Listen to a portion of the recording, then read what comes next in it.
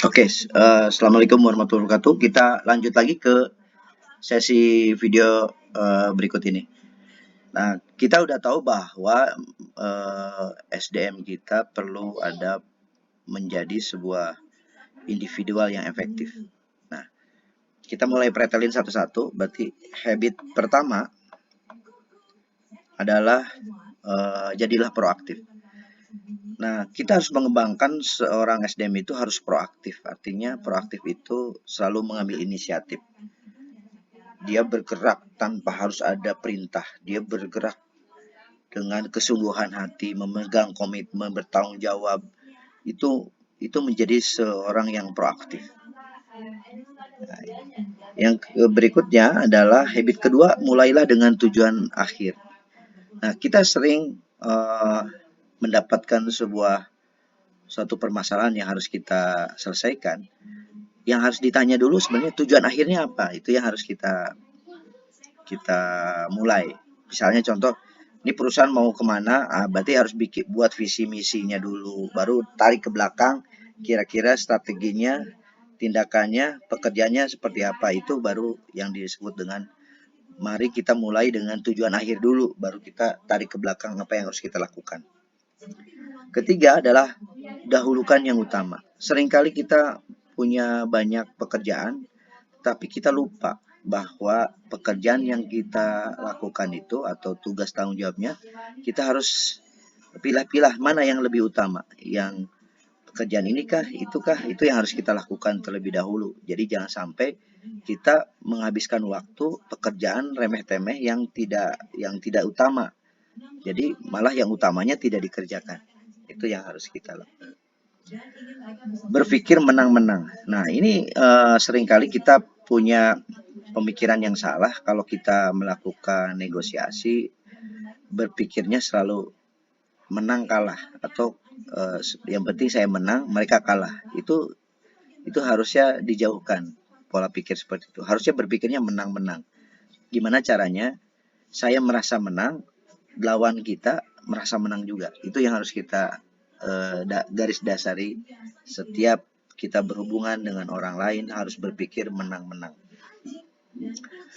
Habit kelima adalah berusaha mengerti dahulu baru dimengerti. Ini yang sering terjadi, selalu berpikir bahwa orang lain harus mengerti kita. Harusnya kita mulai melakukan sesuatu harus berusaha mengerti dulu apa permasalahannya, baru setelah itu kita berikan solusi, baru dimengerti oleh orang lain. Itu yang harus kita lakukan. Keenam adalah wujudkan sinergi. Seringkali kita banyak suatu perbedaan-perbedaan di tempat lain atau di setiap lingkungan kita selalu ada perbedaan. Tetapi perbedaan-perbedaan itu kalau kita gabungkan harusnya menjadi sebuah sinergi yang bagus. Jadi selalu berpikirlah bahwa kita mewujudkan sinergi. Asahlah gergaji. Nah, prinsip ini yang sering kita harus lakukan bahwa setiap tantangan, setiap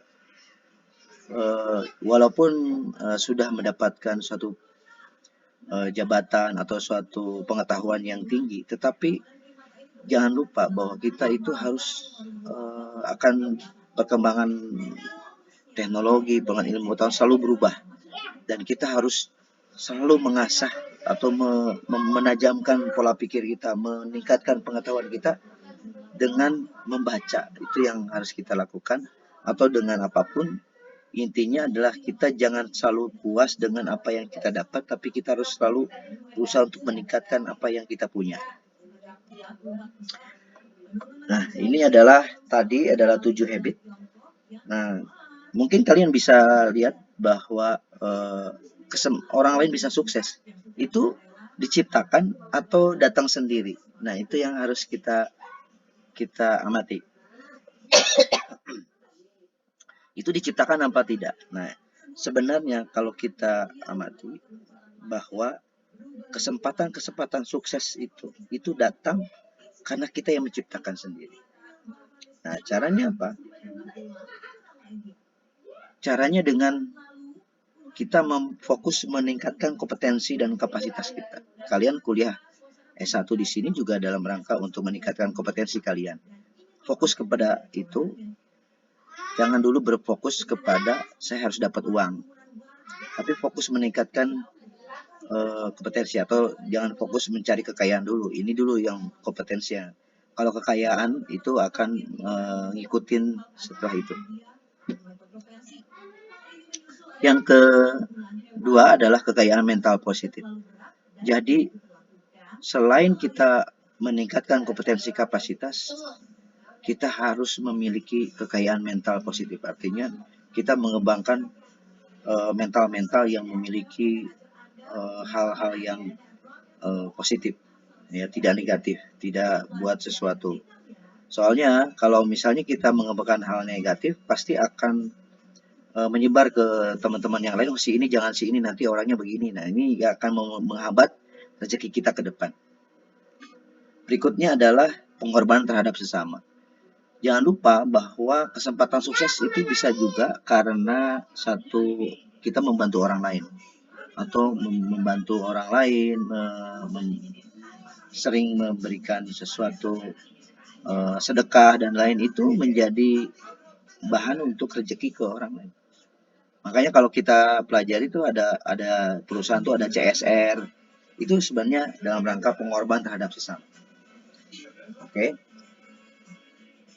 Kalau kita bahas tentang hukum kekekalan energi ini, ibaratkan kita ada bola, kemudian kita pantulkan, pasti akan memantulkan balik lagi. Nah, seperti halnya, jadi apapun yang kita sebar benih, pasti akan dia yang akan menuai hasil. Itu istilah-istilah yang sudah lama. Jadi kalau kita ingin dapat sesuatu yang baik, sesuatu yang bisa memberikan kebaikan, kita menyebarkan benih kebaikan, pasti kita akan dapat kebaikan pula. Kalau kita negatif atau menebarkan keburukan, pasti akan kita dapat juga keburukan. Tabungan energi negatif dan positif. Ini ya itu yang kita harus punya, bahwa ibaratkan kita memiliki dua tabungan energi positif dan negatif. Kalau kita banyak energi positif, pasti kita akan dapat sesuatu manfaat dari orang lain terhadap kita. Tapi kalau negatif, pasti orang berpikir bahwa negatif juga.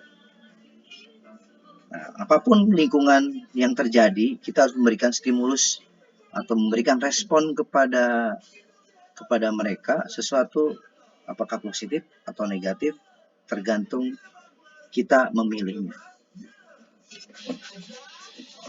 Meningkatkan kompetensi kapasitas itu kira-kira seperti kalau kita ingin dapat rezeki, tentunya kita punya tanah, kolam kompetensinya adalah dibentuk kolam.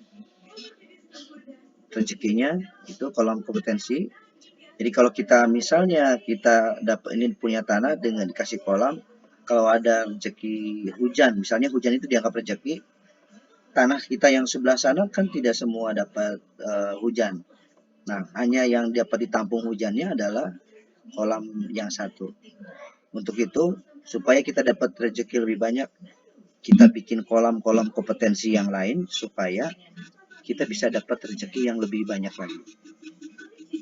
Jadi janganlah berhenti untuk meningkatkan kompetensi kita supaya kita dapat rezeki yang lebih banyak. Nah, proses untuk motivasi sukses yang saat ini orang salah adalah to be plus to have sama dengan potensi. To be itu ingin menjadi sesuatu, menjadi seseorang. Kalau to have itu ingin memiliki sesuatu. Kalau valensi adalah nilai dari kita, nilai dari kompetensi kita. Orang selalu berpikir begini karena rumus ini menyebabkan orang bisa jatuh, bisa terjebak dengan to have-nya. Untuk itu perlu dipertimbangkan, to have itu adalah sukses bisa jadi karena sukses jangka pendek. Tapi kalau misalnya kita rumusnya adalah to have yang tinggi akan batasi to be dan valensi. Ya, artinya akan mengakibatkan kalau to have-nya terlalu tinggi, itu akan menjadi masalah. Nah, kita harapkan to be sama dengan to have, per to have ditambah valensi. Artinya apa? Jangan ke dalam suatu pekerjaan ini kita jangan terlalu memikirkan saya dapat apa, tapi berpikirlah bahwa kita harus jadi apa dan kita dapat pengetahuan apa. Valensi adalah pengetahuan. Nah, untuk itu kita harus jadi sebaiknya bukan hanya profesional, tetapi harusnya menjadi expert. Nah, jadilah seorang ahli, karena dengan ahli ini kita memiliki kesungguhan dalam bekerja. Untuk itu perlu ada suatu tadi dasar, kalau kita ada tanaman tadi ada kayak mental positif, fokus pada perjuangan, pengorbanan terhadap sesama, perlu didasari adalah suatu kekuatan mimpi dan keyakinan yang keteguhan hati.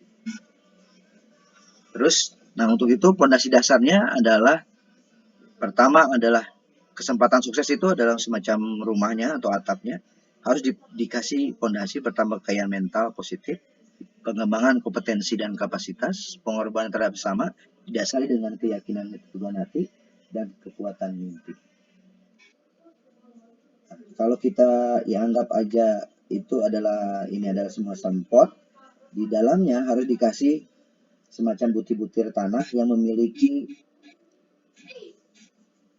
hukum kekuatan energi. Kita harus pelajari itu, berpikir positif, bersyukur, pengendalian emosi, bersabar, etika moral, komunikasi, kejujuran, sikap rendah hati, yang positif, ikhlas, tanggung jawab, pemaaf, cinta kasih, dan pelaksana, dan kemudian potensi kerjasama, semangat kerja keras, dan lain-lain sampai kita akhirnya dapat nilai kesempatan. Ya. Tugas ketiga adalah kewirausahaan inovasi dan mendengarkan kaset audio dari Andri Wongso. Nanti saya kirim. Buatlah kesimpulan setiap cerita Andri Wongso yang akan dibagikan kepada seluruh peserta kelompok. Nanti harus memilih salah satu paket audio saja. Totalnya ada 7 paket audio. Caranya kirim email masing-masing untuk memilih paket 1 sampai dengan 7 dengan mengajukan nama kelompok anggota dan NIM melalui email kuliahonline8untab@gmail.com. Satu kelompok maksimum 3 orang, minimal 2 orang. Rangkuman setiap cerita diserahkan melalui email kuliahonline atau @gmail.com paling lambat minggu depan dengan menggunakan PowerPoint. Demikian, terima kasih. Wassalamualaikum warahmatullahi wabarakatuh.